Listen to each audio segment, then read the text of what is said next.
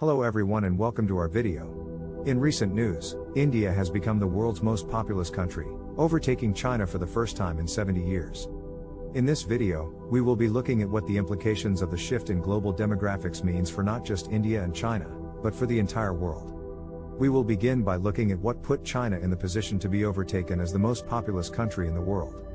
In the 1980s, the Chinese government implemented very strict laws to bring their booming population growth rate under control, including the implementation of the one-child policy. This meant that families were fined, and even subjected to forced abortions and sterilizations, if they had more than the allotted one child. This policy was initially successful in controlling population growth, but soon led to a massive gender imbalance in the country. With a traditional preference for boys in the population, there are now about 32 million more men than women, leaving China grappling with an aging population in steep decline. Recently, incentives have been put into place to try and encourage women to have more children, but it has done little to stimulate population growth, so China's population is expected to fall by almost 10% in the next 2 decades and below 1 billion before the end of the century.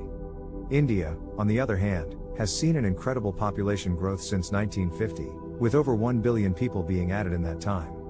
While growth has slowed, the population is still expected to rise for the next few decades and hit 1.7 billion by 2064. Part of this is attributed to India's young population, with the average age in the country just 29 years old. However, India's population is far from uniform, with the north of the country being far poorer and much more agricultural than the south. As a result, 1/3 of predicted population growth from now until 2030 will come from just 2 states in the north, Bihar and Uttar Pradesh. This divide in population growth could have political implications, with the redrawing of electoral lines based on census data, which is due in 2021 but has been delayed due to the ongoing pandemic, potentially resulting in a further political domination of northern states. India has huge potential for economic development, but this potential won't be reached unless there is more investment in education and employment, particularly for women. Currently, less than 50% of working-age Indians are in the workforce and only 20% of women are participating in the formal labor market, a figure that is decreasing as India develops. Finally, while being the most populous country has implications, experts have stressed that India shouldn't be panicked by the news.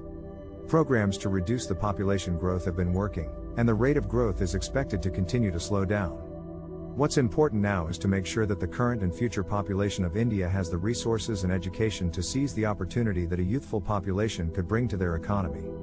That concludes our video. We hope you now have a better understanding of the implications of India becoming the world's most populous country. Thanks for watching and we'll see you soon.